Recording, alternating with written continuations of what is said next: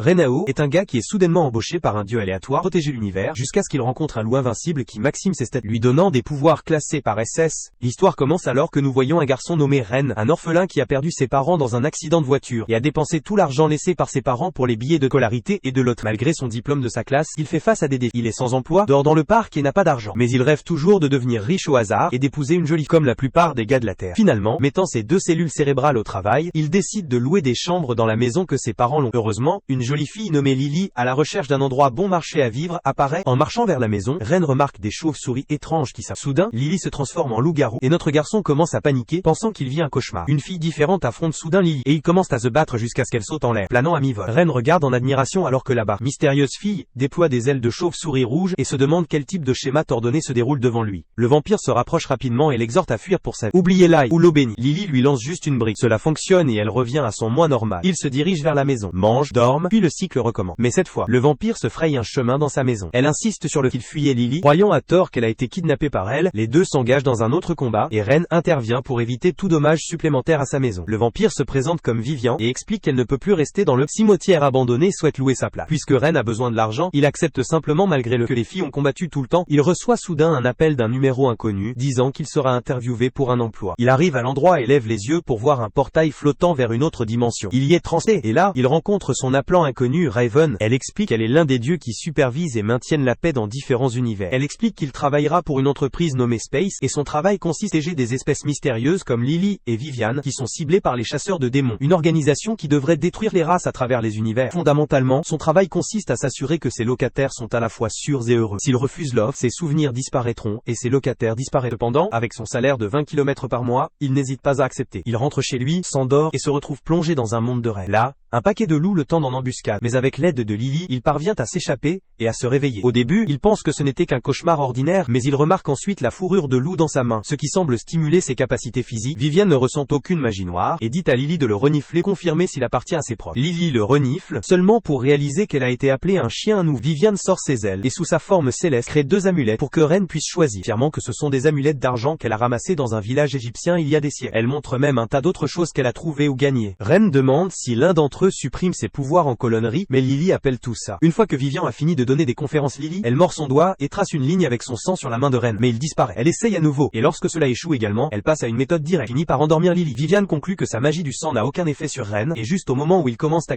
penser que cela pourrait être dû à son nouveau travail, Ren reçoit un appel de son compte qui le convient pour une tâche urgente le lendemain. Le lendemain, Ren s'arrête dans un manoir de fantaisie que quelqu'un aussi brisé que lui n'a rien à faire pour rencontrer Raven. Mais le battage médiatique pétille rapidement lorsque personne ne se présente à la porte. Ensuite, Raven se présente de nulle part dans ce qui ressemble à un cosplay de traversée d'animaux étrangement chauds, et dit que l'épée massive sur laquelle il bave est juste couper les branches d'arbres de circonférence, et lui dit d'être un bon garçon et de se diriger à l'intérieur pour attendre. À l'intérieur, elle entre finalement et commence à parler d'un copain terminal, apparemment une tendance chaude parmi les dames. Puis la claque sur la table. Dès que Ren le touche, l'appareil s'allume, et Raven explique qu'il peut le contrôler avec ses pensées, alors il essaye, et un panneau d'urgence s'ouvre soudainement. Une dame impertinente mentionne que cela pourrait être il lorsque les choses commencent à se faire cuire. Mais Ren panique parce qu'il est juste un gentleman, surtout doux et sans l'homme, donc elle ne devrait pas s'attendre à ce qu'il ait des missions dangereuses. Raven lui dit de se calmer parce qu'il est immortel maintenant, car l'organisation a juste besoin d'un nouveau corps hôte pour bourrer son âme s'il meurt. Après cela, elle le fait sortir de son bureau et oublie presque de l'informer de la mission avant de le laisser directement. Avant cela, elle le traîne au centre d'amélioration pour réparer son tuyau corps avant la mission, et sort une chambre qui ressemble plus à un dispositif de torture médiéval. Ren interroge s'il est même sûr et carrément refuse d'intervenir, alors elle lui dit de développer une paire. Et Jackie Chan donne un coup de pied directement à Bro, avant de la fermer comme elle. Signifie des affaires. Il panique à l'intérieur et jure de la poursuivre pour le harcèlement, mais elle ignore la diatribe et appuie sur les boutons qui font tourner le cercueil comme une lame d'abeille maudite jusqu'à ce que la foudre s'écrase et que le tout disparaisse dans l'air, alors que ses cris résonnent. Raven se demande avec désinvolture si elle frappe le mauvais cadre. Ren se retrouve dans un champ ouvert sombre sous deux lunes brillantes alors qu'il traverse les plaines venteuses glaciales. Il doute que l'amélioration a fonctionné, que le terminal sort de sa poche pour expliquer que Raven a accidentellement choisi la version destinée aux enfants ayant des besoins spéciaux. Il supplie l'appareil de le réchauffer, mais Terminal soutient qu'il n'est pas un serviteur flippant et en tant que nouvelle technologie du capot, le maximum qu'il peut faire est de donner des informations chaudes. Alors qu'il se dirige vers la grotte, le Terminal lui fait savoir qu'il est dans un monde parallèle et dit qu'il n'y a pas de temps pour expliquer quoi que ce soit. Alors il devrait enfermer trois choses. Tout d'abord, s'il meurt ici, il meurt pour de vrai. Deuxièmement, il ne devrait jamais remettre en question les trucs étranges qu'il voit. Et troisièmement, il n'est pas un meute errant. Donc le Terminal préfère rester caché en toute sécurité dans sa sa poche. Ren raconte au Romberba floating out of de Temu pour le fermer car il ressent quelque chose à proximité. Une paire de loups sortent et commence à faire des pays vers lui. Mais le terminal l'avertit de ne pas courir parce que ses tristes jambes de nouilles ne dépasseront rien. Les loups se précipitent sans avertissement, mais Ren décroche un tir chanceux le premier, tandis que les autres se font exploser par une barrière couvrant tout son corps. Le terminal applaudit pour lui découvrir un bouclier rigide qui active automatiquement une fois qu'il est touché. Mais sa séquence de vent se termine lorsque les Wolves commencent à hurler pour invoquer. Ren se jette dans un sprint et se retrouve sous un grand loup noir qui se casse presque le sinon pour le bouclier le sauvant à nouveau. L'alpha baisse la tête et demande quel genre d'humain survit un coup comme ça, puis que ses crocs ont cassé même s'il a construit différent des autres chiens. Un peu comme la façon dont Lily se vante d'elle-même. Ren prétend être un humble voyageur, mais l'alpha appelle instantanément CAP car il n'y a pas de colonie humaine près de son territoire. Malgré cela, Ren a un peu d'espoir d'entendre que les humains existent ici, mais que l'espoir meurt rapidement lorsque l'alpha appelle dans le pack, y compris les baby wolves pour le manger vivant. Les enfants commencent à pleurnicher qu'il est trop haut, ce qui agace l'alpha. Mais Ren saute pour dire qu'ils peuvent se détendre parce qu'il connaît un bon dentiste si l'alpha l'emmène simplement dans le village le plus proche. Sur le chemin, il demande à l'alpha davantage sur son monde et découvre rapidement que les humains restent gourmands, quelle que soit la dimension dans laquelle ils rampent. À leur arrivée, Ren tient sa promesse et entre dans la cabane abandonnée. À l'intérieur, il essaye d'utiliser le terminal comme lampe de poche, mais il est tellement énervé le saute jusqu'à ce qu'il tombe. Sur le sol, sa main se brosse contre quelque chose de bizarre, alors il supplie le morceau de métal agacé pour arrêter d'être salé et allumer la lumière. C'est à ce moment que le sol commence à gronder. Une aura mystérieuse les entoure, et un faisceau aléatoire tire dans le ciel, passant tout ce qu'il frappe comme s'il n'avait jamais existé. Pendant ce temps, Lily répare un chiot débraillé, mais après avoir laissé échapper un éternuement, le chien court, comme si elle était radioactive. Elle le poursuit, et finit par s'écraser sur un grand gars de Jack. Le mec ne tressaille même pas, il continue de marcher, la laissant stupé. Comment il n'a pas bougé un pouce après avoir été frappé par elle. Elle revient avec le chiot à la main et attrape Vivian dans un moment suspect avec l'aspirateur. Vivian agit comme de rien ne s'était passé et change rapidement le sujet, disant l'endroit idéal qu'elle a trouvé Lily, le point de sommeil parfait pour elle, alors qu'elle pointe une niche qu'elle a trouvée à côté d'un sans-abri. De retour au centre d'amélioration, Ren revient, et obtient un accueil occasionnel de Raven, qui demande comment il s'est passé. Il évoque le bouclier et gémit qu'elle aurait dû lui donner une puissance cool, ou quelque chose de vraiment utile. Raven explique que les mises à niveau ont besoin de temps pour s'installer dans son système, avant de voir de vrais résultats. Elle lui dit ensuite que le monde de rêve qu'il a visité est un peu comme un univers parallèle. Il dit que la plupart des humains ne peuvent pas traverser un tête. Ren le trouve étrange parce qu'il a déjà été là dans son sommeil et lui tend un morceau de fourrure qu'il a ramené. Avec cela, elle le fait sortir du manoir, et lui conseille de ne rien trop réfléchir parce que sa prochaine mission en Europe a besoin de toute son attention. Alors qu'il part avec un billet, Raven allume la fourrure avec un sort, le regardant brûler comme un signe que quelque chose de l'autre monde vient de fuir le leur. Dans le même temps, un gars aux cheveux verts qui semble être un chasseur de démons est coulé et se prépare également à voler hors de l'Europe. Dans l'avion, Vivian interroge Ren sur la cible et entend que tout ce qu'il sait, c'est qu'ils doivent trouver quelqu'un dans un endroit appelé Yorkford. Elle jette un coup d'œil par la fenêtre, stupéfaite que les avions vont encore plus haut. Dog partage que c'est sa première fois qu'elle vole car elle peut voler où elle veut. Lily la rôtit et dit que cela signifie simplement qu'elle est un clochard cassé qui ne peut pas se permettre un billet. Une fois qu'ils atterrissent, Vivian sent que l'endroit est très différent de ce dont elle. Lily dit qu'elle est trop fatiguée pour marcher et veut un taxi. Ren dit qu'il n'a pas obtenu de liquidité supplémentaire et que l'espoir que l'hôtel est proche, donc Vivian se vante de son anglais qui gifle durement et elle peut demander des directions. Mais un instant plus tard, elle se rend compte que personne ne comprend son jargon bizarre d'il y a quelques siècles. Elle a ensuite une idée de 5 têtes et dit à Lily de renifler la lettre, et au moment où elle mentionne que l'hôtel a une nourriture de haut niveau, l'épuisement de Lily disparaît comme si elle venait de tomber 5 bols rouges et elle se penche devant. À l'hôtel, les filles se déchaînent comme des hommes des cavernes en voyant des ampoules pour la première. Ren regarde en arrière dans l'incrédulité tandis que Lily loue de la nourriture comme si elle était un enfant d'âge. Et Vivian gémit de façon spectaculaire tout en écrasant son visage dans les oreilles, poussant Ren dans une dépression mentale. Tard, les deux petits gremlins s'excusent et Ren ouvre la pour vérifier les indices. C'est à ce moment-là que Raven appelle pour lui demander pourquoi il n'a toujours pas bougé et est collé au canapé. Il dit que la carte est en chinois, que personne n'a le temps pour ça. La dame maintenant est d'accord et le terminal obtient une mise à jour avec une traduction en temps réel. Lily demande avec enthousiasme si le terminal peut traduire Wolfspeak, même en obtenant une crise complète. Ren intervient et dit qu'elle signifie probablement que j'ai faim car c'est le seul mot que le clown affamé connaît. Après cela, ils ont tous faim et se dirigent vers la salle à manger où Lily avale de la nourriture comme si c'était son dernier jour sur Terre. La chauve-souris de Vivian remarque que les statues du couloir sont étiquetées avec des autocollants magiques sur leurs joues. Durable, alors elle avertit le groupe de plonger avant qu'ils ne deviennent sommaires. Mais un inconnu flashy lui dit de s'asseoir et de se présenter comme Nangong de Chine. Ren demande s'il sait quelque chose sur Yorkford et entend qu'il y dirige aussi, bien que les touristes l'évitent généralement parce que c'est une ville fantôme du château maudit. Cette nuit-là, Ren se rend compte qu'ils ne savent toujours rien de la cible lorsque Vivian se présente avec un visage sérieux et dit qu'elle sent un chasseur de démons. Sa chauve-souris confirme que l'hôtel a des sortes et elle prétend que ce doit être l'homme de Chine. Se craindre à Ren qu'elle soit un partisan de Trump. Mais le gars chinois apparaît et dit désinvolture avant d'admettre qu'il est un chasseur de démons. Il se réintroduit comme un entrepreneur de chasseurs de démons. Mais Vivian l'appelle instantanément. Il garde un visage grave mort qui ne fait que la craquer plus fort. Et elle lui souhaite de beaux rêves alors qu'il essaie de prouver ses compétences en se téléportant devant elle. Seulement pour trébucher et presque gagner la salle de vitesse pour la mort la plus embarrassante du monde. Après cela, il dit au gang qu'il est impossible pour les petits noms comme lui de faire exploser ces jours-ci, alors il se promeut chaque qu'il le peut et le soutient avec une incantation pour impressionner Vivian. Il est ensuite instantanément horrible que Ren et les filles ne sont pas des gens ordinaires, tandis que Ren essaye d'agir sans aucune idée. Nangong l'appelle, car les humains normaux ne connaissent pas les chasseurs de démons. Avec cela à l'écart, Vivian admet qu'ils ne savent pas le chemin, donc Nangong propose gracieusement de diriger le vampire à Yorkford. Ren se sent bizarre qu'elle lui fasse confiance si vite, mais Vivian dit que c'est juste une stratégie et garder leur ennemi proche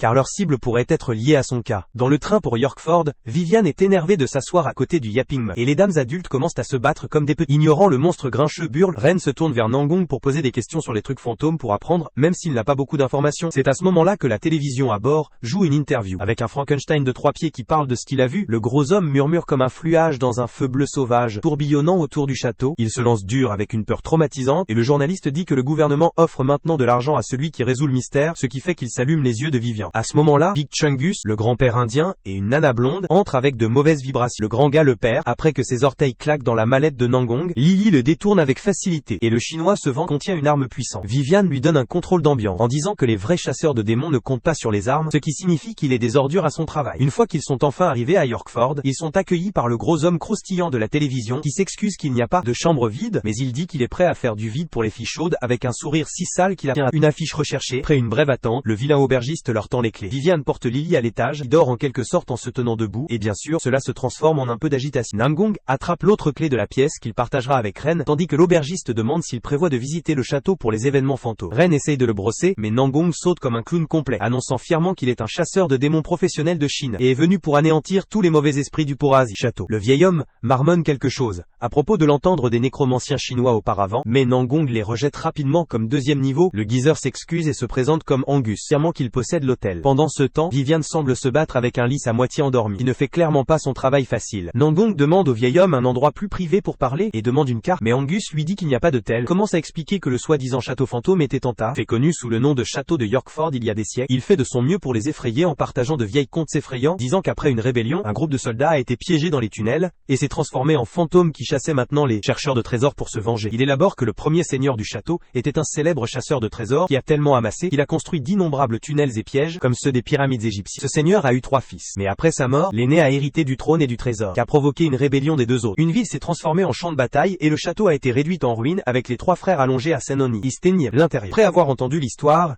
Ren se dirige vers Viv et le partage avec elle comme un mari relevant de sa femme. Vivian révèle que ses serviteurs de chauve-souris qu'elle a envoyés pour rechercher le château a ramassé des traces de parfums fantomatiques correspondant à l'histoire effrayante du vieux geezer. Mais après avoir assemblé les pièces, elle estime que, puisque les fantômes sont souterrains, tandis que les événements fantômes se produisent au-dessus du sol, les deux ne sont probablement pas connectés. Au lieu de cela, elle soupçonne que tout cela a quelque chose à voir avec le nouveau locataire qu'ils ont censé trouver. Ren retourne ensuite dans sa chambre partagée, trouve le chasseur de démons accroché à une. Il s'avère que Nangong a une sœur dont il se soucie profondément. Bien qu'il ne l'ait pas vue depuis qu'il est devenu un chasseur de démons, étant parti pour la protéger de son travail dangereux, Ren panique à l'idée de dormir à côté de quelqu'un comme ça. Mais Nangong agit avec désinvolture, comme s'il somnolait déjà dans son sac de couchage déchiré. Pour aggraver les choses, les lumières s'éteignent soudainement, bien que Nangong lui assure calmement que c'est juste une coupe régulière de puissance à l'hôtel. Le gars propose même de partager son sac de couchage, mais Ren le ferme instantanément. Pendant ce temps, l'ancien geezer escorte un trio vers le château, exigeant 50 € par personne. Le trio affirme qu'ils étaient d'accord sur 35, et après une brève agitation, il s'installe à 45 ans. Alors que la camionnette part, Nangong se file de la fenêtre, souriant tout en les espérant à travers un télescope binoculaire. De retour dans la pièce, Ren somnole, et la fenêtre se balance soudainement, et Vivian saute, lui donnant une peur. Elle lui dit que Nangong est déjà parti, avec le même trio qu'ils ont vu dans le train. Inquiets de nuire à leur locataire, les deux saisissent rapidement le lit encore endormi et se précipitent pour suivre. D'un autre côté, le vieux geezer fait de son mieux pour effrayer le trio, tandis que Nangong bénéficie d'une balade gratuite au-dessus de leur véhicule. À ce moment, un serpent se glisse dans l'un des sacs du trio, surprenant le chasseur de démons car il est terrifié par les insectes et les créatures similaires. Le trio a peur du bruit, mais Angus soupçonne que c'est un fantôme gémissant. De retour à notre héros, Vivian vole haut tout en le transportant dans le ciel, suivant leur ami de loup-garou, qui a suivi l'odeur de Nangong. En cours de route, elle mentionne comment sa convocation a trouvé un raccourci qui pourrait les aider à rattraper son retard. À ce moment-là, Ren se rend compte qu'il a eu une vision améliorée, et l'utilise pour voir que Lily s'est en quelque sorte endormie à mi-cours, s'écrasant tête la première dans le sol. Un contrôle de 2 terres, mais heureusement, le crash de Lily finit par révéler le raccourci vers le château. Le raccourci se révèle être rugueux, rempli de pièges et d'obstacles, mais ils parviennent à passer en une seule pièce. Après être sortis, Vivian suggère qu'ils restent vigilants, car ils n'ont aucune idée de ce qui nous attend. Heureusement, ils parviennent à rattraper le trio, et même à repérer certains exorcistes à proximité. Lorsque Lily demande s'ils sont proches du nouveau locataire, Ren vérifie le terminal, mais il leur dit de rechercher par eux-mêmes. Il essaye de demander à nouveau, mais la chose inutile joue juste sourd. Le propriétaire et ses locataires repèrent ensuite quelque chose, et réalisent que ce n'est que Nangong sautant ici. Et ils sont comme un Vivian suggère qu'ils l'évitent juste pour le moment et reste à l'écart. Ren vérifie à nouveau le terminal, et cette fois, Après qu'il s'excuse sincèrement, il répond enfin et confirme qu'ils sont. Lorsque le trio arrive avec les exorcistes, Vivian et Lily ont mis un acte fantomatique et les effraie correctement, même le terminal aidant cette fois. Une fois que la côte est claire, Vivian dit à Lily de déplacer la roche bloquant l'entrée et tout ce qu'il trouve à l'intérieur est un gâchis total. Avec l'aide de Vivian, il repère un texte ancien que Ren fait traduire le terminal. La transcription révèle une énigme et l'utilisation de Lily pour la résoudre. Vivian découvre un escalier caché qui pourrait conduire à leur nouveau locataire. Alors qu'ils se dirigent plus profondément dans le donjon sombre, les escaliers se terminent bientôt et s'ouvrent dans un système de tunnels souterrains massif qui est beaucoup trop grand, laissant entendre que les rumeurs sur une guerre brutale ici pourraient être vraies. De nulle part, Lily ramasse un pain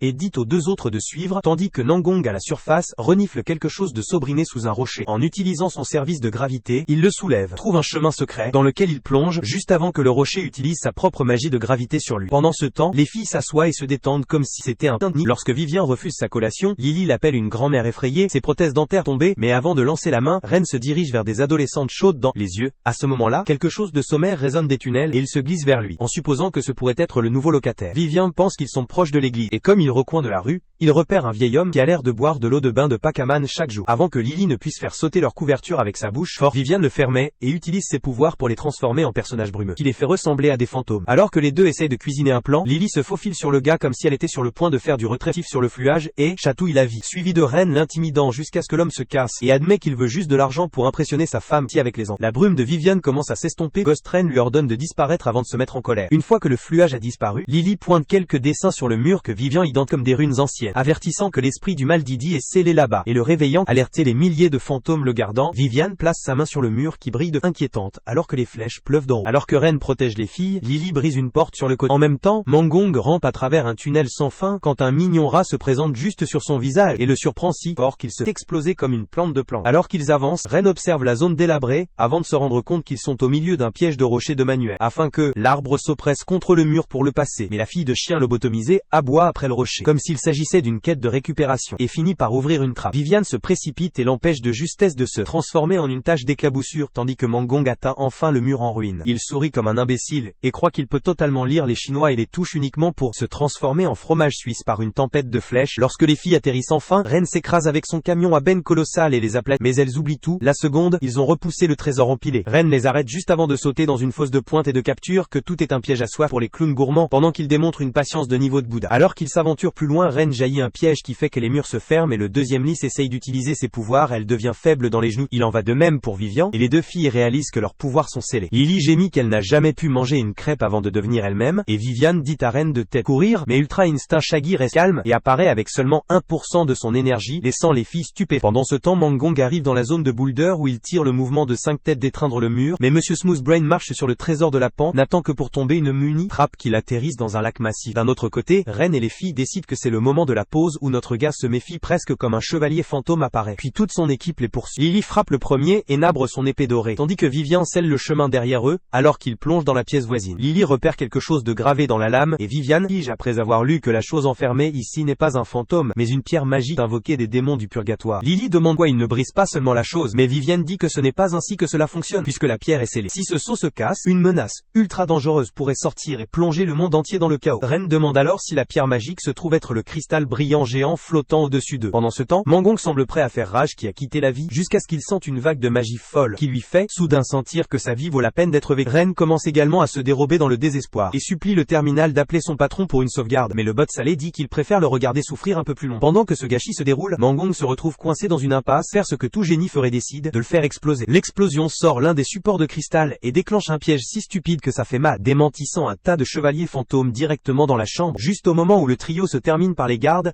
les flèches commencent à pleuvoir d'en haut alors que le soi-disant chasseur de démons professionnel arrive pour un sauvetage dramatique. Nangong aperçoit les trois, et se demande comment ils ont réussi à y arriver, mais décide que ce n'est pas le moment des questions. Il saute en l'air comme s'il avait des ailes seulement pour s'écraser tout droit dans le désordre, perdant une dent dans le processus. En secouant, il retire une technique flashy pour geler les vaillants soldats fantômes et les sort avec son arbalète. Ren a l'air assez étonné, mais Vivian appelle ses mouvements rouillés. Mais avant de pouvoir reprendre le souffle, le trio se retrouve à nouveau. Vivian leur dit de tenir la ligne pendant qu'elle rassemble son aura de sang pour quelque chose de grand. Leela charge les fantômes, et Ren bloque avec son bouclier pour calmer le tandis que Mangong, maintenant sorti des munitions, finit comme un appât fantôme. Alors que les fantômes commencent à se rapprocher de la secousse sans défense, Leela lance un énorme rocher qui élimine non seulement les fantômes, mais aussi le soi-disant chasseur de démons professionnel. Alors que le champ s'éclaircit, Vivian finit en chargeant son énergie et flotte dans les airs avec ses ailes étendues. Avec une rafale finale, elle déchaîne son mouvement de finition. Assouplie, et juste au moment où ils ont l'impression d'avoir gagné, la puissante explosion se déplace soudainement en plein air et se fait aspirer dans le cristal rubis brillant suspendu au-dessus. Le tal commence à briller et s'active, ouvrant un chemin dans le ciel. De ce chemin,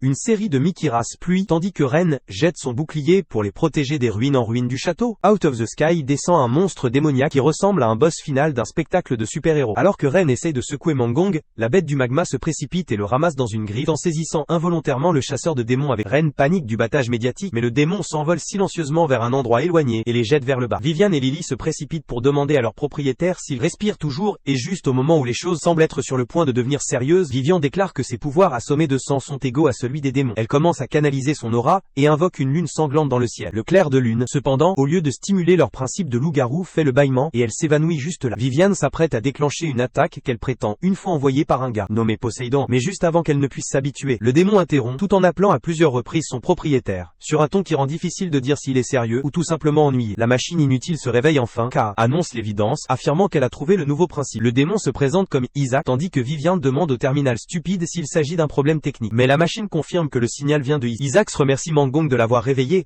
et essaye de rendre la faveur en le faisant tourner dans ses grilles, finir par le jeter au loin. Il se tourne ensuite vers son nouveau propriétaire, et demande un bail et un contrat. Vivian proteste, mais Lily n'hésite même pas avant de s'accepter et de serrer la main avec lui comme s'ils étaient des amis perdus depuis longtemps. Elle donne même un surnom au démon, l'appelant un grand gars qu'il semble aimer. Lorsque Ren demande au terminal s'ils ont encore besoin de s'inquiéter des fantômes qui hantent le château, Isaac prend le travail lui-même, et les compte Ethan, et suit avec une maigre attaque, emportant tout le château avec eux. De tout ce qui est le terminal, il pourrait dire, il dit simplement à quel point le nouveau principe est poli. Vivian essaye de défendre l'acceptation du démon, finit par être flatté lorsque Isaac complimente sa magie comme puissante. À ce moment-là, Ren entend des journalistes approcher, et commence à paniquer que le démon va devenir viral en ligne. Isaac propose de résoudre ce problème en les faisant exploser avec un autre maigre, mais avant que ce gâchis ne se produise, Ren demande rapidement s'il peut simplement se transformer en humain à la Cobda. Heureusement, le grand gars se transforme en un seul. Mais maintenant il ressemble à un bruit snatching de chaîne d'un criminel. Le lendemain, Ren se dirige pour rencontrer son patron, commence à se plaindre tout de suite de mourir presque de l'endroit où elle l'a envoyé. Raven ne tresse même pas et pose plutôt des questions sur son nouveau principe. Ren explique comment le gars essaye de résoudre chaque problème en lançant des doux et manger de la sauce de soja comme il l'a parrainé. Il a également découvert que le gars accident a atterri sur Terre dans son vaisseau spatial il y a environ un mois, et que la pierre magique qu'ils ont vue n'était qu'un portail aléatoire. Raven et que le vaisseau spatial du grand gars est en fait coincé dans une autre dimension, ce qui est la vraie raison pour laquelle elle a envoyé Ren dans cette mission. Lorsque Ren demande ce que Isaac faisait avant tout cela, Raven laisse joyeusement la bombe qu'il était un magnate de smurf. Démon qui a gâché son entreprise et a fini par être scanné par son propre peuple. De retour à la maison, le grand gars parvient en quelque sorte à agir tous décents et se dirige même pour une interview car il doit payer son loyer. Vivian jette dans un commentaire sarcastique sur la façon dont même les démons de nos jours semblent avoir leur acte ensemble, uniquement pour que Lily se répire en se moquant de elle pour être totalement irresponsable, ce qui déclenche un autre combat entre les deux. Plus tard, lorsque Ren rentre chez lui, il se dirige vers l'entrepôt et le trouve complètement nettoyé. Vivian a éliminé toutes les ordures depuis qu'elle prévoit de faire sa nouvelle salle maintenant que le nouveau Big Tenet s'est présenté. Elle lui montre ensuite une assiette qu'elle a trouvée pendant le nettoyage avec un texte étrange sculpté dessus. Le soulignant, elle mentionne que l'écriture a l'air étrange, et au moment où Ren le voit, il se souvient instantanément que cela ressemble exactement à l'assiette qu'il a trouvée dans cette dimension de rêve, celle qu'il pensait avoir perdue mais s'est rétablie plus tard de la laisser. En le revoyant, il espère que le roi du loup va bien quand Vivian demande ce qu'il y a à Akko. L'esprit il répond qu'il se demande comment retourner dans cet étrange monde de rêve. En examinant de plus près l'assiette, Vivian suggère que ce n'est peut-être pas une coïncidence, et peut-être qu'il a visité ce rêve réel quand il était enfant. Elle commence à lire le texte avec un visage sérieux mais laisse tomber l'acte juste après, disant qu'elle n'en obtient pas. À ce moment, Ren reçoit un appel téléphonique et on dit qu'Isaac a été capturé par la police et que Vivian commente que ce n'était qu'une question de temps, étant donné qu'il ressemble déjà à une affiche de crime. Le lendemain, Ren se traîne comme un zombie vers l'appel de mission soudain de Raven quand il repère une jolie fille chantant sans parole dans le parc, des blagues terminales qu'elle est probablement sans abri, et gagne sa vie dans l'art. Alors que Ren se tient fasciné par sa voix, la fille sourit et lui fait signe. Il recule mais se souvient qu'il n'a pas d'argent à offrir, alors elle le regarde s'éloigner grossièrement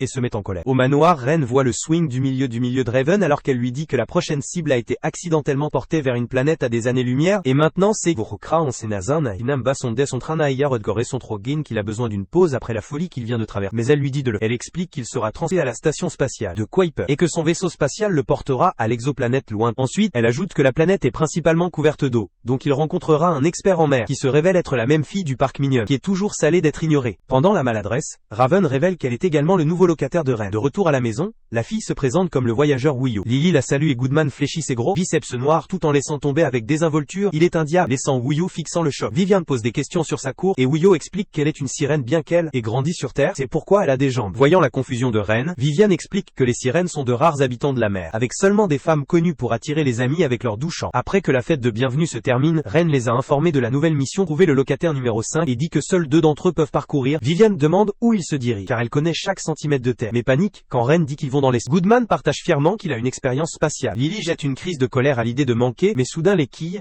avec un mal d'estomac, malgré à peine mangeant, ce qui signifie qu'elle est probablement malade, alors Ren pense que c'est une mauvaise idée de l'emmener. Le lendemain matin, Ren se tient sur le balcon alors que Vivian et Lily wave goodbye. Avant de dire quoi que ce soit, le terminal les téléporte dans l'espace sans avertissement et ils atterrissent à l'intérieur de la station spatiale de Cooper, où une jolie dame extraterrestre aux cheveux verts les accueille comme qui. Elle explique que la station a des zones spécialisées pour différentes espèces réconfortantes, bien que Wuyo note que sa station se sent aussi vide que son âme. Ignorant son sas, le guide demande à Ren de se concentrer et lui dit qu'il se dirige vers leur navire assigné, qui est dirigé par un équipage extraterrestre. L'idée de rencontrer de vrais extraterrestres l'aime, et lorsque notre gang atteint le vaisseau spatial, leur mâchoire tombe à quel point le navire est cool d'un film de science-fiction, et les membres d'équipage extraterrestres ont également l'air assez maladroits. Terminal leur dit d'arrêter de regarder comme des touristes américains et de s'entendre déjà. Une fois à l'intérieur, Ren regarde autour de lui attendre plus de passagers, mais se rend compte qu'ils sont complètement seuls sauf pour eux-mêmes. Alors qu'ils écoutent Terminal expliquer la mission, Elon Musk avec des cheveux roses fabuleux se présente comme le capitaine du navire et affirme hardiment que, bien que leur destination se trouve à des années-lumière, sa mâchoire ciselée augmente l'aérodynamique afin qu'ils y arrivent en une journée. Juste après qu'il a dit que son navire commence à trembler comme un tracteur, et au moment où le capitaine Musk donne la commande, le navire se lance comme une torpille. Pendant le trajet, le gang passe du temps dans le jeu de cartes que Goodman domine si dur que Wuyo doute que c'est sa première. Ren regarde par la fenêtre et se demande pourquoi Light Travel se sent si lent, mais le navire passe à nouveau, et le capitaine affirme que c'était le son de ses rivaux qui les ont zoomés. Il dit qu'il est enfin temps de prouver que sa fusée est plus grande. Frappe le point, culminant plus rapidement. Terminal traduit rapidement son yapping et dit que le capitaine Musk veut battre la compagnie de transport ennemie dans une cour, que l'homme ignore complètement Ren disant qu'il doit s'arrêter. En chemin, Terminal avertit que s'ils ne sont pas des naufrages maintenant, ils dériveront dans l'espace pendant des années avant d'atteindre la cible. Alors que les deux navires se frappent comme s'ils étaient Beyblades, le trio se précipite vers la navette d'évasion la plus proche. Ren demande à Terminal comment l'alimenter, et au moment où il le branche, le bot crie qu'il est vissé parce que le navire ne peut pas se lancer à moins que la trappe n'ouvre et que seul le capitaine ait accès. Ren a l'air coincé, mais Goodman sourit comme s'il avait attendu toute sa vie pour cela. Il dit qu'il a été des bancs de camions et promet que ses gros biceps costauds ne l'ont jamais laissé tomber. Se jette sur la trappe et se transforme, poussant comme un monstre jusqu'à ce qu'il s'ouvre grand. Terminal lance le navire d'évasion avec Goodman toujours au sommet et il plonge directement vers la planète cible. En descendant,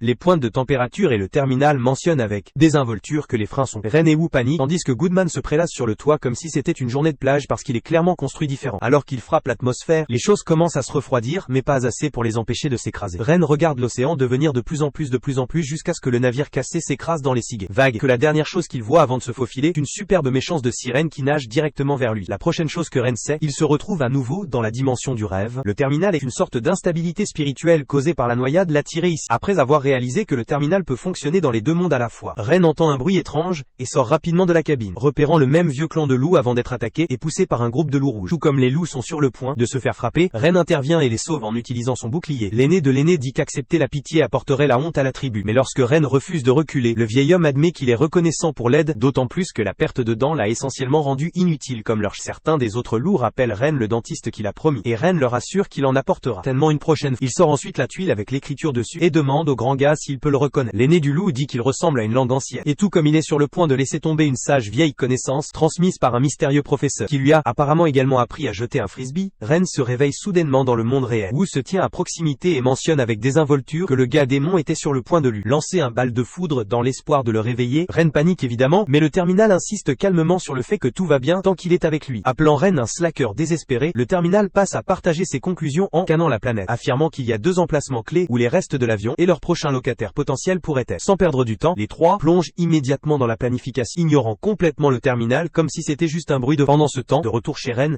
les 2 locataires qui se sont laissés se chamaillent comme toujours, tandis que 2 personnages ombragés de gangsters les observent tranquillement sur un toit à proximité, discutant de quelque chose qui est apparemment sur le point de commencer. De retour sur l'autre planète, à 200 milliards d'années-lumière, le trio arrive sur le premier site après avoir regardé les épaves massives. Ren remarque que si cette chose s'était écrasée sur Terre comme elle était censée le faire, elle aurait fait la une des journaux pendant un demi-an sans aucun doute. Voyant l'ampleur de la destruction, Wu commence à s'inquiéter que leur locataire soit déjà mort. Mais Monsieur Démon suggère calmement qu'il vérifie soigneusement avant de faire des hypothèses. Ils examinent le site de près et après avoir séparé ce qui reste de l'avion, ces actes concluent qu'il n'y a rien ici, pas même un cadavre, ce qui les laisse avec un seul espoir maintenant, qui est le deuxième site de crash. Celle-ci aurait la cabine de cargaison et sur la base des scans du terminal, ils pourraient en tenir leur mystérieux locataire. Ren demande pourquoi quelqu'un serait à l'intérieur d'une baie de cargaison, et que le terminal explique avec désinvolture que les chances de survie sont plus élevées. Là, bas, en particulier pour une personne anormalement forte. Après avoir atteint le deuxième site où l'épave se trouve sous l'eau, Wu n'hésite pas une seconde et plonge directement dans la mer, laissant Ren paniquer sur place. Le terminal laisse calmement la bombe, selon laquelle les restes sont assis à 5000 mètres de profondeur. Tout comme Ren commence à se plaindre, Wu lui jette ses vêtements, se transformant en sirène, ce qui le surprend au dépourvu. Quand il laisse entendre qu'elle est une sirène, elle précise que ce n'est qu'une des nombreuses formes qu'elle peut prendre. Elle ajoute qu'elle ne peut transporter qu'une seule personne, comme Ren est celui qui a le titre de... Il obtient le billet. Le grand gars aide à accélérer les choses en jetant Ren dans les bagages en forme d'eau. Wu l'attrape en milieu de plongeon, et au moment où Ren ouvre la bouche en s'attendant à se noyer, il se rend compte de réellement respirer alors qu'elle contrôle l'eau autour d'eux. En descendant, une créature en forme de requin s'approche, et Wu se transforme instantanément en pieuvre pour l'effrayer, mentionnant avec désinvolture comment les morsures de requin faisaient vraiment mal. Ren, essayant de traiter tout cela, demande s'il peut également se transformer en pieuvre, et Wu répond qu'elle peut devenir à peu près n'importe quoi avant de le prouver,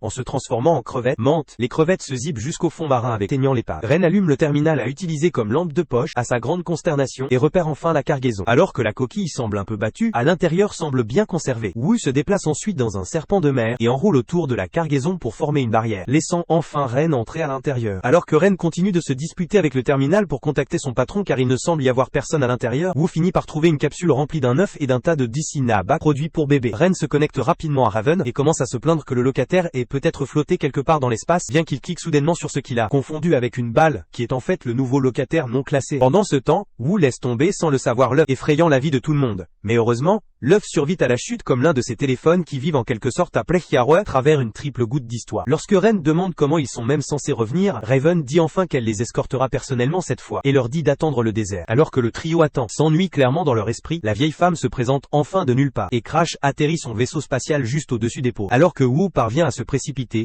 Ren commence à crier qu'il serait en fait mort, mais Raven retourne nonchalamment son outrage sur sa tête en annonçant que le vaisseau spatial lui appartient maintenant. Ren refuse de croire que quelqu'un aussi brisé que lui pourrait posséder quelque chose d'aussi cool, bien que cette incrédulité ne l'empêche pas de tomber instantanément amoureux. Quand il demande comment cela s'appelle, Raven lui dit fièrement qu'il est nommé la tortue hybride la plus puissante, qui n'impressionne personne, sauf notre guide, qui a l'air prêt à épouser la chose. Elle explique ensuite que l'œuf qu'ils ont trouvé appartient à une sirène d'un autre univers qui a été essuyé, et que l'œuf se trouve être le dernier reste survivant. Raven leur assure que l'œuf est robuste et devrait, accent aigu, closer bien, à moins que Ren n'ait l'idée brillante de la brouiller pour le petit déjeuner. Elle ajoute que Wu serait pour s'occuper de cela, car non seulement elle est une sirène, mais qui est elle-même éclos d'un œuf. Avec cela, le groupe embarque le navire pour rentrer chez Campé. Lui, bien qu'avec Ren en tant que nouveau capitaine, il n'y a absolument aucune garantie qu'ils survivront au trajet. De retour chez Ren, le gang se téléporte finalement, et se reposte pour se reposer, seulement pour trouver l'endroit où Rect et Vivian, traînant un lit attaché derrière elle. Lily les regarde comme une bête sauvage et saute nulle part. Elle repère l'œuf, mais Goodman l'empêche de faire une omelette, tandis que Vivian explique que Lily s'est assouplée après le dîner, puis devenue enragée sur elle sans raison. Ren terminal de les téléporter au navire afin qu'ils puissent rencontrer Raven, mais le terminal refuse de risquer sa propriété à manquer Wild Meute. Alors Goodman s'intensifie, il sort de la magie des démons et fouette un grand cercle de magie noire, en utilisant une sauce barbecue alors même que Lily ronge la tête, laissant Vivian stupéfait par ses compétences. Une fois que cela a fait, il se téléporte au manoir de Raven où elle est occupée à inhaler des nouilles en tasse comme une reine, mais son plaisir s'arrête une fois qu'elle sent le mal à Dabalingay. Elle jette l'ombre sur Ren, qui la supplie d'écouter et d'écrire en commençant. Lily grignote sur elle comme un raton laveur affamé. Raven l'attrape par la nuque et lui ordonne de se regarder dans les yeux et de lui dire ce qu'elle voit. Lily, avec pleine confiance, elle voit une savoureuse nouille sur ses lèvres. Raven essaye à nouveau, et cette fois, Lily voit une lune rouge brillante au-dessus d'une mer, où tout le monde qu'elle aime se fond. L'horreur déclenche quelque chose en elle, et elle passe en mode bête, mais Raven lui donne un et la sort, toujours en train de brouiller les nouilles. Raven croit qu'elle traverse une réversion, disant que Lily a pris sa forme de loup dans le cadre de l'évolution. Ce processus prend généralement des années, alors Vivian commence à paniquer, se demandant si les stéroïdes de démons de Goodman ont fait le dîner. Raven explique que les loups réagissent au clair de lune, et Ren se souvient de la lune rouge sans ailleurs. Avec cela, Raven leur dit de jeter Lily dans la salle d'amélioration, et d'arrêter de perdre son temps libre. Lily se réveille dans le cercueil quelques heures plus tard et s'excuse de les inclure, avant qu'elle ne commence à se battre avec Vivian, comme d'habitude, tandis que le reste du gang est simplement soulagé qu'elle va bien. Ren leur dit de rentrer chez lui pendant qu'il donne à Raven un rapport complet. À l'intérieur de son bureau, Raven demande si sa nouvelle vie se passe bien, et Ren dit oui, mais elle avertit que la réversion de Lily n'est pas terminée et qu'elle ne l'a supprimée que pour le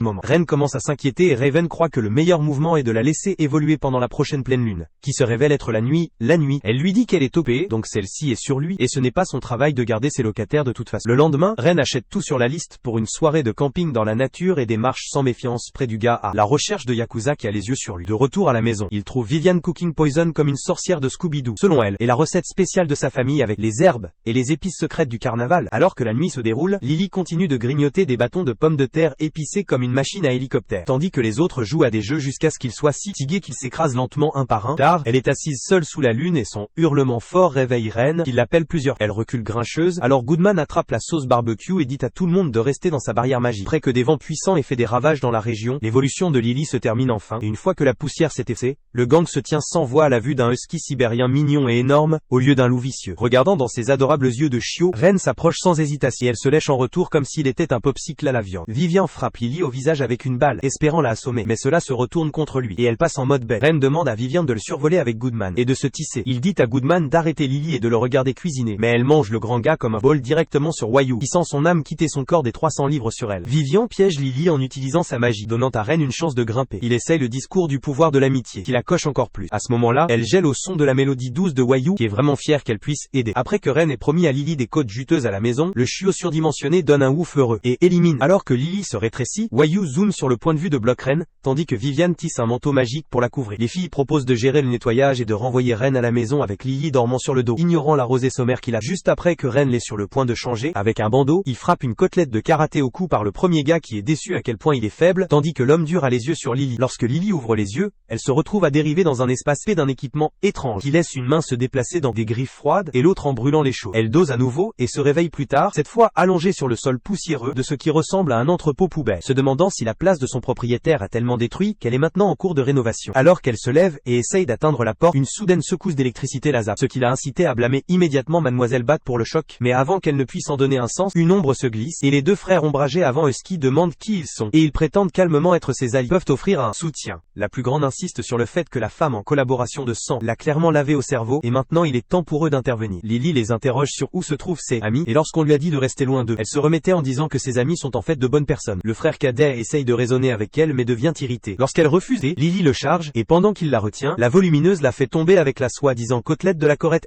Le plus jeune gronde selon lequel ils n'ont pas le temps de perdre du baby-sitting et tout. Comme l'une des créatures convoquées de Vivian, qui avait espionné, essaye de glisser inaperçue, le grand gars lance une attaque, mais il semble que le petit espion s'échappe, laissant la panique des frères que leur cachette peut maintenant être posée. De retour chez Ren, le pauvre propriétaire est retrouvé éliminé froid, tandis que le reste des locataires se foule autour de lui, essayant de le réveiller et de lui demander où se trouve Lily. Clairement inquiet, car c'est la première fois qu'elle sautait un repas. Ren arrive enfin, et après avoir reconstitué les choses, leur dit qu'il a été assommé, que Lily a dû être kidnappée. Il crie comme s'il avait tout compris, mais au moment où Monsieur Démon demande où ils sont censés commencer à regarder, tient déjà la tête comme si ça faisait mal. À ce moment, l'un des éclaireurs de chauve-souris de Vivian afflue, prêt à être transformé en vêtements de Lily. Le groupe se tourne vers le terminal pour obtenir de l'aide. Pour une fois, le morceau de métal inutile passe en fait, traçant le signal à une vieille plante sidérurgique. Ilzax et Vivian se rassemblent rapidement. Ren parvient en fait à réfléchir pour une fois, et énumère toutes les plantes en acier à proximité. Le groupe décide de se séparer avec notre gars qui s'accroche à l'équipe de Vivian, comme toujours, principalement parce qu'elle est la seule disposée à porter son poids mort. Pendant ce temps, les deux frères ombragés sont occupés à comploter quelque chose de inutile, faisant des heures supplémentaires pour empêcher la fille du sang sec de retirer quelque chose qu'elle n'a même pas l'intention de faire. Ils doublaient la sécurité, convaincre qu'ils sont intelligents, et s'assurent que personne ne peut se faufiler devant leur soi-disant défense. Alors que Ren et la dame de la sec du sang atteignent la cachette suspectée, Vivian remarque immédiatement que le brouillard entourant l'endroit n'est pas un brouillard mais un brouillard noir, une sorte de magie maudite avec laquelle elle a eu des entrées avant, et à son apparence particulièrement méchante. Pendant ce temps, l'autre moitié de l'équipage se retrouve en difficulté grâce aux smile, mec d'apparence d'un démon fracassant une porte ouverte, après que Lily en supposait à tort que Lily a été piégée à l'intérieur. De retour avec Vivian, la dame de chauve-souris rétrograde les rochers dans le brouillard, et les regarde brûler dans les airs, ce qui ne confirmait ses soupçons. Elle suggère nonchalamment que Ren pourrait être en mesure de l'annuler, car son moi étrangement inutile a réussi à le faire plus d'une fois. Ren passe un petit test rapide, et lui demande ensuite de le porter. Vivian lui dit de garder son bouclier prêt au cas où quelque chose se passe mal, mais avant qu'il ne soit complètement dans les airs, le jeune frère ombragé les repère et lance une attaque que Vivian esquive à peine. Alors que le gars se déplace dans une forme de demi-loup qui ressemble beaucoup à celui de Lily, il commence à soupçonner qu'il pourrait être de son clan. Vivian, ne perdant temps, laisse tomber Ren sur le côté et se bat dans le combat avec le frère du loup. Pendant ce temps, de l'autre côté, le locataire démon parvient en quelque sorte à transformer la situation en un jeu avec les travailleurs, ignorant complètement que le chaos se détache déjà. Alors que la bataille démarre entre le loup et la dame de la chauve-souris, Vivian prend rapidement le contrôle du combat, et quelque part ami contre clavage, le loup l'appelle soudainement par son titre oublié, lui demandant si elle est vraiment la comtesse de la Crimson Moon. Pendant ce temps, notre locataire démon parvient enfin à Faïda, vaincre les travailleurs cons et échappe à la distraction ridicule. Même Ren semble faire quelque chose d'utile à distance, grimpant sur une tige comme un escargot, tout en criant le nom de Lily, comme si elle allait juste sortir comme par magie de nulle part. Il atteint en quelque sorte une fenêtre, et saute uniquement pour se retrouver face à face avec le grand frère de loup qui essaye de utiliser à nouveau son slammer de coussinette. Mais heureusement, le bouclier de Ren s'active juste à temps pour le sauver d'un autre voyage à l'inconscient. Ren jette rapidement son bouclier pour sa vie, bien que le loup se révèle être plus rapide.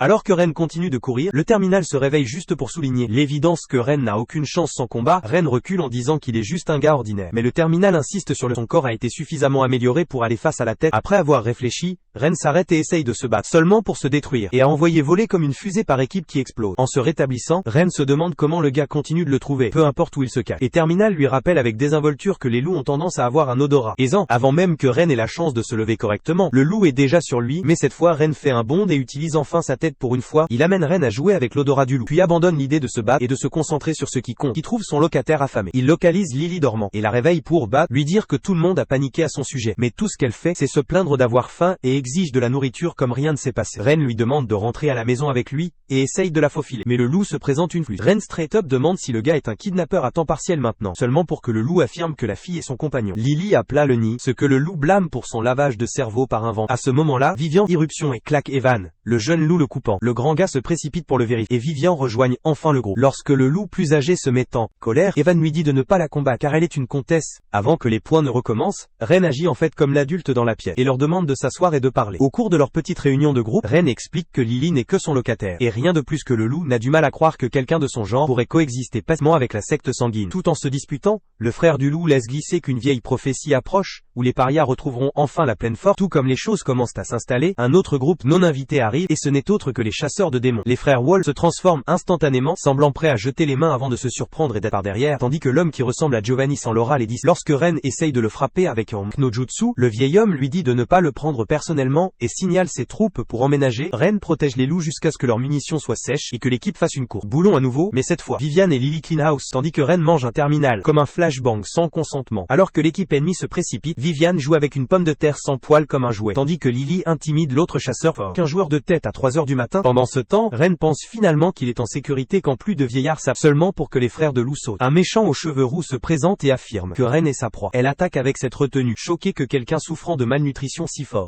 Elle le pousse avec ses rondes explosives et contrecarre son attaque, comme si elle était Revy de Black Lagoon, en sautant et en lui tirant sur les airs. Mais Ren le sort et là-bas, avec une force brutale de gravité dure. De l'autre, les Wolf Bros sont maîtrisés. Quand Evan prend un coup directement aux signes vitaux, son frère le perd et déchire presque le tireur avant que Giovanni poignarde un poignard dans son épaule, qui gèle la moitié de son corps. L'homme dit que c'est dommage à Umbilip, un si jeune, et lui propose de l'épargner si le frère aîné abandonne son objectif. Tout comme il est d'accord, Ren s'écrase comme le boss final, suivi de Lily qui éveille ses nouveaux pouvoirs à la vue d'Evan saignant. Avec un mélange de feu et de glace, elle invoque des ouragans bien plus gros que ceux qui frappent l'Amérique et les font exploser tous en sécurité. Plus tard, ils se regroupent dans la forêt. Big Brother admet que ses mouvements audacieux ont conduit les chasseurs à droite. Lailey et Goodman arrivent peu de temps après. Wuyu vérifie les blessures d'Evan et dit qu'elle peut le réparer facilement et sans plus d'options. Le Big Brother est avec hésitation. Pendant qu'elle guérit Evan, ils font des présentations. Et Ren dit à tout le monde que les gens qui ont kidnappé Lily ont été envoyés par son clan. Vigan le presse sur la raison derrière. Et l'homme explique qu'ils suivent simplement la prophétie de la sirène, qui dit que les parias se lèveront bientôt et domineront l'humanité pour récupérer leur ancienne gloire. Quoi, il voulait que Lily revienne. Lily appelle sa logique sans cervelle. Mais Big Brother soutient qu'il pensait que la reine des vampires l'avait lavé par le cerveau. Wuyu termine la guérison Evan et a l'air heureuse qu'elle puisse aider quand soudain, un autre chasseur ne parvient pas à les embusquer et obtient presque son crâne écrasé par les doigts. De gyrte supplémentaire de Goodman, Giovanni lui dit de se retirer, mais Goodman refuse de descendre sans se battre. Lily lui dit de battre le geezer, mais le grand gars dit que son cœur est aussi énorme et veut d'abord essayer sa diplomatie spéciale. Pourtant, Giovanni demande poliment au grand gars amical de quitter son chemin parce qu'il a des soi-disant criminels à l'arrestation. Goodman fronce les sourcils et lui dit que blesser des innocents fait de lui un mauvais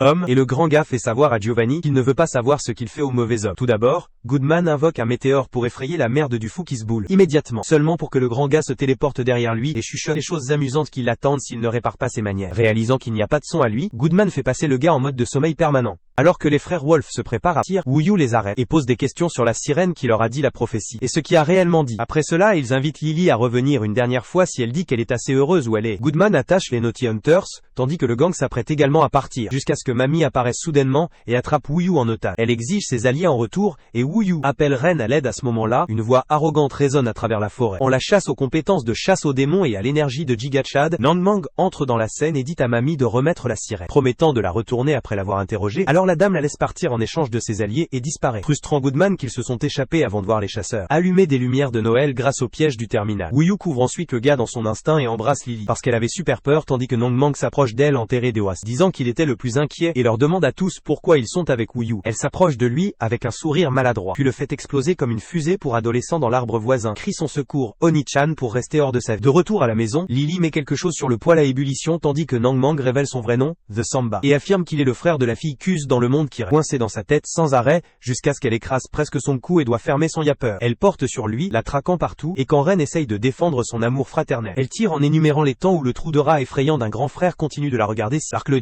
humain Nisi. Elle est dans l'océan, dans le bain, où une fois, il a même mis des pièges pour la protéger pendant un voyage en camping, uniquement pour que ces choses explosent au visage. Pour poser un peu les choses, Ren pose des questions sur leurs parents, et Samba dit que leur père était un chasseur de démons, comme celui qui est tombé amoureux d'une sirène, ce qui rend Viviane assez curieux pour lui demander si elle peut les rencontrer. Mais Woo-Yu explique qu'ils ont disparu un jour, et c'est pourquoi elle a voyagé le monde pour les trouver. Confus, elle demande alors comment ils connaissent son frère, alors Ren parle de la mission au château de Yorfer, ce qui rappelle à Samba qu'il n'a jamais vraiment compris qui était la fille de Kusé. Viviane s'arrête un instant pour penser s'il peut lui faire confiance, mais Woo-Yu sirote avec désinvolture son thé, et dit que le chasseur de démons est stupide comme des briques s'il est pratiquement inoffensif, alors Ren dit à Samba qu'il a réellement découvert que le fantôme était le grand démon de bœuf devant lui. Goodman intervient et se présente, suivi par Lily, qui ne sait toujours pas qu'elle est une ski, et après que Viviane la taquine un peu, tombe en train de pleurer. En regardant cela, Viviane propose de confirmer sa race, avec un test sanguin, et incite Lily à se rapprocher, avant qu'elle ne s'écroche, et lui donne une morsure d'amour épicée. Samba devient un peu trop excité en regardant de près, mais Goodman lui dit de se calmer, et de le garder dans son pantalon. Une fois que Viviane s'est terminée, elle révèle que Lily n'est pas seulement un husky, mais porte même du sang noble, confirmant qu'elle n'a rien à voir avec les loups. Cela la met en colère, alors les commencent à se battre, alors que les frères Wolf se présentent à la porte. À l'intérieur, Viviane se méfie et demande pourquoi ils sont venus, à laquelle le grand frère dit qu'il veut recruter l'un des locataires. Les choses deviennent désordonnées rapidement alors que tout le monde ignore Ren, et le chaos éclate, donc Big Brother pense qu'il n'a pas le choix, et claque une brique d'or sur la table, pour soudoyer la princesse Vent. Et cela fonctionne comme un charme. Lily prétend avec suffisance, son cœur ne tombe pas pour une telle poubelle matérielle, en claquant Viviane juste au moment où la maison devient soudainement sombre. Au début il pense que c'est une attaque, mais Lily souligne que le poêle est éteint, donc Ren vérifie le terminal sur son solde bancaire, et il répond qu'il est aussi vide que son cerveau inexistant. Il essaye de comprendre où tout son salaire s'est déroulé lorsque Lily se souvient qu'elle a demandé à Viviane de retirer son chèque, et Viviane se souvient vaguement de se faire confondre, et de le jeter à la poubelle. Les frères Wolf rient, tandis que Ren est déprimé et se tourne vers chaque locataire en suppliant de l'argent, seulement pour apprendre qu'ils sont tous aussi fauchés que lui. Alors il se soulève et s'enferme dans sa chambre. Le lendemain il se réveille et trouve que toute la maison est vide, et les factures ne sont toujours pas rémunérées, alors il se retire terminal, et lui demande de le téléporter à Raven. Pendant ce temps, client entre dans un cave-chien, où une jolie femme de chambre qui se révèle être Lily, l'accueille avec un précieux sourire. En même temps, Woo-Yu est en train de chanter dans le parc pour joindre les deux bouts, mais elle s'inquiète pour son frère, dont il est inconnu. Il s'avère qu'il est profondément dans les montagnes enneigées, en randonnée, à l'endroit où il a enterré son héritage il y a 10 ans, seulement pour glisser et tomber comme Humpty Dumpty. Pendant ce temps, Ren demande à Raven un peu d'argent, qui la rend vraiment salée. Tant elle accepte de l'aider une fois depuis qu'il tire son poids récemment. Après cela, il rapporte que les assiettes qu'il a trouvées dans le monde des rêves ont la prophétie sculptée dessus. Raven lui dit que cela aurait dû être évident depuis que le monde des rêves rampe avec des parias, et c'est d'où ils viennent, et elle est vraiment choquée de voir à quel point il a été sans aucune idée tout. La nuit, Ren se téléporte à la maison et reçoit un dîner surprise des locataires qui ont brouillé toute la journée pour payer les factures. Il les remercie, et Lily le surprend avec un gâteau qu'elle a cuit au café. Les voyant si bien s'entendre, les frères Wolf décident enfin d'arrêter d'essayer de ramener Lily. Rendre son dîner, Ren raconte à tout le monde sa mission d'explorer le monde des rêves pour en savoir plus sur la Bessie, ce qui donne à Wee un espoir de trouver sa mère. Lily lui demande la permission de suivre et devient fou quand il dit oui, suivi de Viviane, qui veut enquêter sur ses souvenirs perdus, et Goodman, qui est à la fois excité de voir ce qui se passe dans l'univers. Soudain il se souvient que cela fait longtemps qu'il n'a pas vu le 5e locataire, et Woo se souvient qu'elle a mis l'œuf dans l'évier de la cuisine, sans savoir ce que la roche. Lily attend avec enthousiasme que l'œuf finit de cuisiner alors que les autres entrent et lui demandent ce qu'elle fait. Le dogo autistique soulève innocemment le couvercle et révèle l'œuf, laissant tout le monde sous un choc cru. Alors qu'il les regarde innocemment avec ses yeux de chiot, l'œuf s'ouvre soudainement. Mais c'est là que cette vidéo se termine. N'oubliez pas d'aimer et de vous abonner à la chaîne. Merci d'avoir regardé, et je vous verrai la prochaine fois.